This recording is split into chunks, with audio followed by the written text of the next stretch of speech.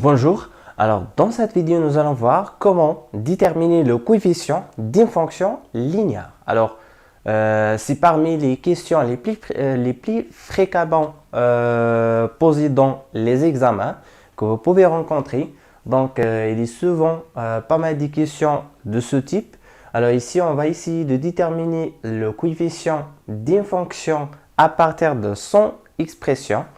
Et aussi, on peut déterminer donc le coefficient d'une fonction connaissant l'image d'un nombre par cette fonction dans les deux situations, soit par une phrase ou bien en utilisant cette notation. Voilà, premièrement, on va chercher à résoudre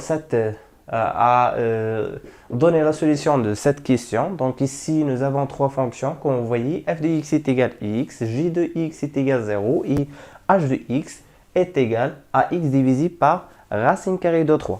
Alors, d'abord, premièrement, ici nous avons f de x. f de x est égal à x. Alors, pour savoir le coefficient de cette fonction, rappelez bien la définition d'une fonction linéaire. Alors, une fonction linéaire s'écrit sous la forme suivante. En général, de manière générale, une fonction linéaire s'écrit de cette façon. Je vais essayer donc d'écrire les formules à utiliser ici. Donc, formule à utiliser. Voilà, ici, une fonction linéaire s'écrit sous cette forme. F de x est égal à fois x. Voilà, maintenant, voilà la définition d'une fonction linéaire. Sachant que ce sont ici, les trois fonctions sont des fonctions linéaires. Et ici, on cherche à identifier quel est le coefficient de chaque fonction. Rappelez bien ici, quel est le coefficient de cette fonction? C'est le nombre qu'on multiplie par x. Donc ici, c'est le nombre a. Donc voilà, ici, quel est le nombre qu'on multiplie par x donne x? Voilà la question qu'il faut poser. Donc, c'est tout simplement 1. Donc, un nombre que l'on multiplie par x donne x, c'est tout simplement 1. On a. Voilà, alors A. Alors, le coefficient est appelé A. On écrit tout simplement A est égal à 1. Voilà la réponse à la première question. Passons maintenant à la deuxième fonction qui est définie par g de x est égal à 0. Donc g de x est égal à 0.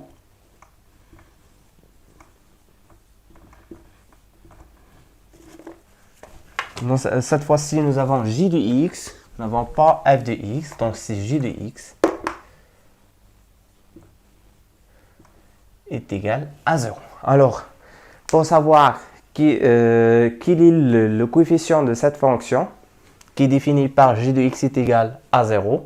Alors, on cherche à poser la question suivante. Quel est le nombre quel est le nombre que l'on multiplie par x donne 0? C'est tout simplement 0. Donc, quel que soit le nombre multiplié par 0 donne 0. C'est pour cela, on va écrire 0 fois x.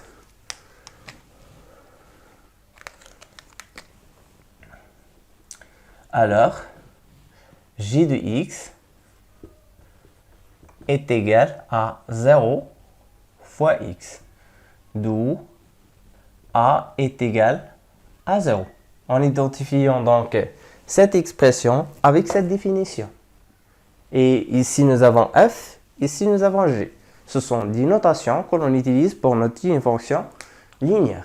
Alors ici nous avons h de x, c'est une fonction.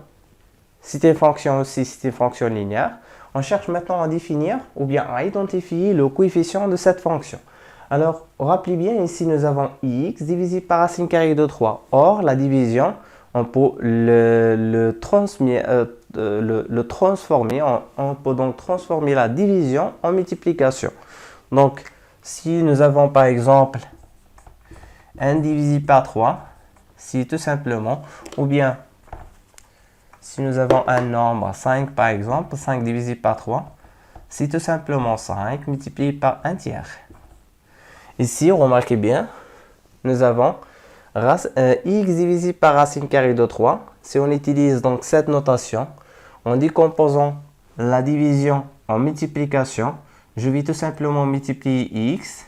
Je viens de désoler x, donc ça se voit comme quelque chose multiplié par x.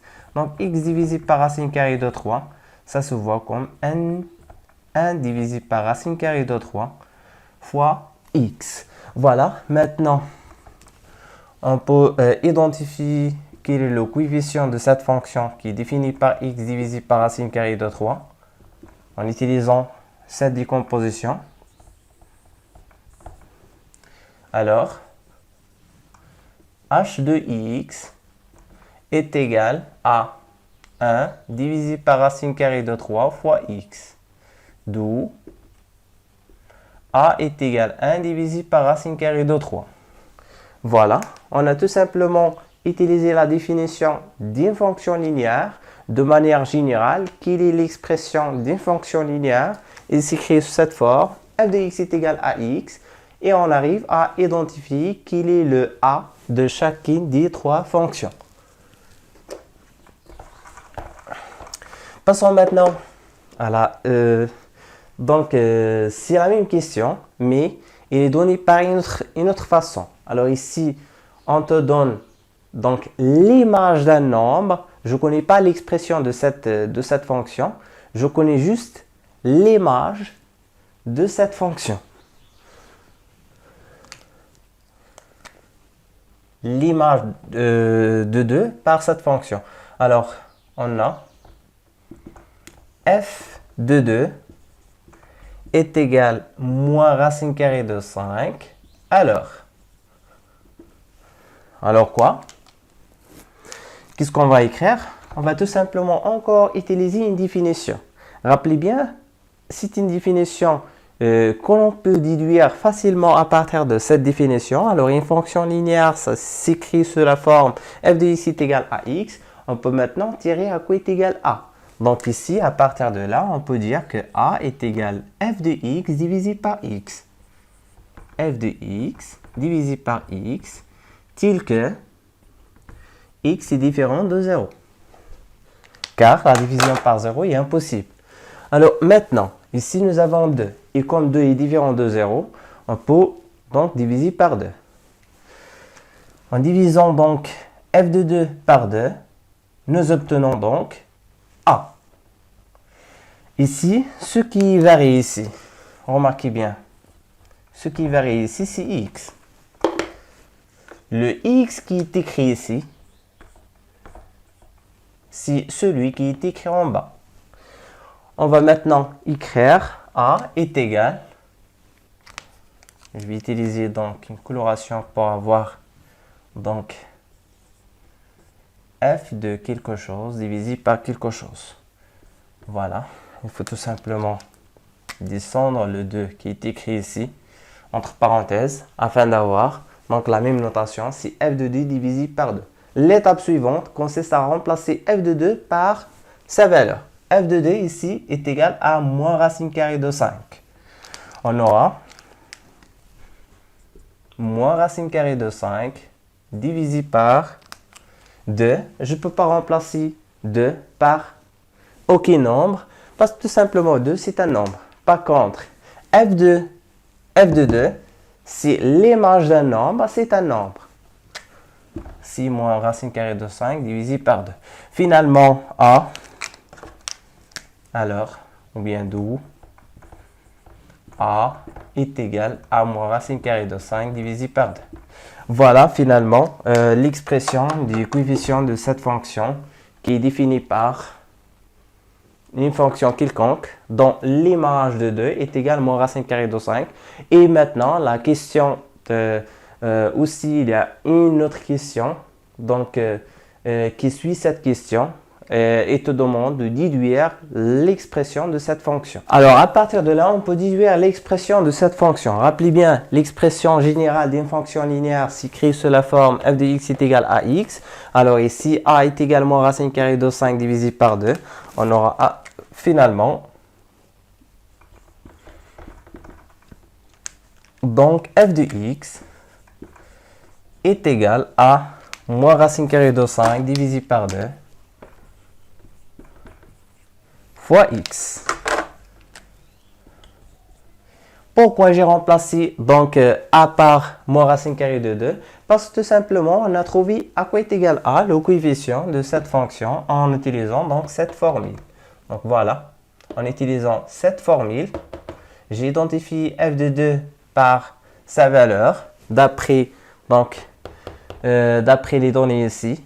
Et j'arrive à trouver donc a est également racine carrée de 5 divisé par 2. Finalement, en utilisant la définition d'une fonction linéaire f de x est égal à x, j'arrive à identifier donc l'expression de cette fonction. Maintenant, on va voir cette question. C'est la même question, mais il est donné par une autre manière. Donc ici, on vous donne donc l'image de moins 1 par f et moins 7. Trouver l'expression de cette fonction, aussi le coefficient de cette fonction. Alors ici, toujours on utilise ici deux définitions. Ce sont deux définitions à utiliser. Alors ici, troisièmement, ici c'est 2, ici c'est 3. Le coefficient de f. Encore, il faut écrire une phrase, le coefficient de f.